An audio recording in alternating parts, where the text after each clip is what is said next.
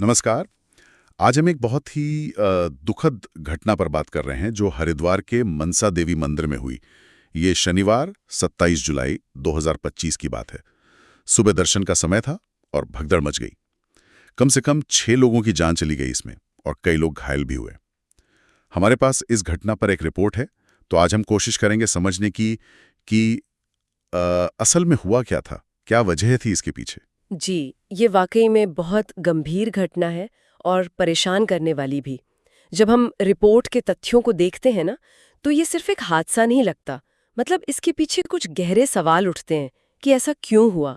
चलिए समझने की कोशिश करते हैं। हाँ, क्योंकि शुरुआती जानकारी तो यही आई कि सावन का महीना था, तो जाहिर है भीड़ बहुत ज्यादा थी मंदिर में। और फिर कहा गया कि सीढ़ियों पर कोई महिला फिसल गई और बस भगदड़ शुरू हो गई। एक चश्मदीद का बयान भी है कि लोग एक दूसरे को कुचलते हुए भाग रहे थे। लेकिन क्या यह मुमकिन है कि सिर्फ एक व्यक्ति के फिसलने से मतलब इतनी बड़ी त्रासदी हो जाए, या कहानी कुछ और है? हाँ, देखिए फिसलने वाली बात तो सामने आई है, पर असल सवाल यही है जो आपने उठाया कि अगर व्यवस्थाएं मतलब इंतजाम अगर सही हो, तो क्या एक व्यक्ति के फिसलने से इतनी बड़ी भगदड़ मच सकती है? शायद नहीं। और यहीं पर रिपोर्ट की जो अहम बात है वो सामने आती है कि मंदिर परिसर में वो भीड़ को संभालने के और अगर कोई इमरजेंसी हो तो लोगों को सुरक्षित निकालने के शायद पुख्ता इंतजाम नहीं थे। तो ये सिर्फ एक अचानक हुई घटना से ज्यादा कहीं न कहीं व्यवस्था की कमी लगती है। अच्छा, तो आप कह रही हैं कि असल मुद्दा शायद भीड़ का उतना नहीं था जितना उस भीड़ को संभालने का, उसके प्रबंधन का था। रिपोर्ट में कुछ है इस बारे में कि कहाँ कमी थी, जैसे रास्ते संकरे थे या सुरक्षा कम थी? बिल्कुल बिल्कुल, रिपोर्ट इसी तरफ इशारा कर रही है। हो सकता है कि आने और जाने का रास्ता वो ठीक से अलग ना हो या शायद संकरे हो। तो जब भीड़ बढ़ती है तो दबाव बहुत ज्यादा हो जाता है और फिर जैसे आपने कहा सुरक्षाकर्मी या वॉलंटियर शायद उतनी संख्या में नहीं थे जितनी जरूरत थी इतनी भारी भीड़ को संभालने के लिए।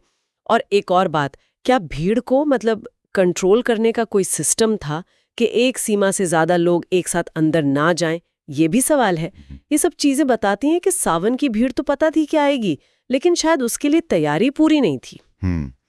प्रशासन ने खैर प्रतिक्रिया तो दी है, एसडीआरएफ की टीमें भेजी गईं, घायलों को अस्पताल पहुंचाया गया और जांच के आदेश भी हुए हैं। उत्तराखंड सरकार ने मुआवजा भी घोषित किया है, मृतकों के लिए 5 लाख रुपए और घायलों के लिए 50,000 रुपए। लेकिन जैसा अक्सर होता है, ये कदम तो त्रासदी होने के बाद ही उठाए जाते हैं। और दुख की बात यह है कि मरने वालों में ज्यादातर महिलाएं और बुजुर्ग थे। सही कहा आपने, मुआवजा और जांच ये जरूरी कदम है, इसमें कोई शक नहीं।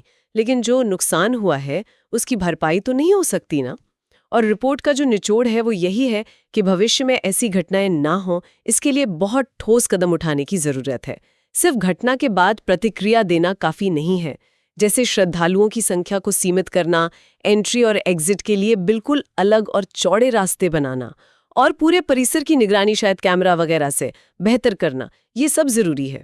आस्था महत्वपूर्ण है, लेकिन लोगों की जान की सुरक्षा वो सबसे ऊपर होनी चाहिए, खासकर ऐसी जगहों पर जहां इतनी भीड़ आती है। हाँ, तो कुल मिलाकर ये घटना मतलब एक बार फिर से हमें ये याद दिला रही है कि धार्मिक स्थलों पर खासकर जब बहुत भीड़ हो तो एक छोटी सी चूक भी अगर इंतजाम ठीक ना हो तो कितनी भयानक साबित हो सकती है। ये सिर्फ एक दुर्भाग्यपूर्ण घटना नहीं बल्कि एक तरह से चेतावनी है। सुरक्षा के इंतजाम लागू करने होंगे, व्यवस्था ऐसी हो जो अचानक होने वाली घटनाओं को भी संभाल सके। प्रोएक्टिव होना पड़ेगा। ये सब सुनकर एक सवाल और मन में आता है। ठीक है, भीड़ नियंत्रण, निकासी मार्ग, ये सब तात्कालिक उपाय जरूरी हैं, लेकिन इनसे आगे बढ़कर क्या कुछ गहरे सामाजिक या ढांचागत पहलू भी हैं जिन पर हमें सोचने की जरूरत है, ताकि ऐसी त्रासदियां जो बार बार ऐसे पवित्र स्थलों पर होती हैं उन्हें रोका जा सके?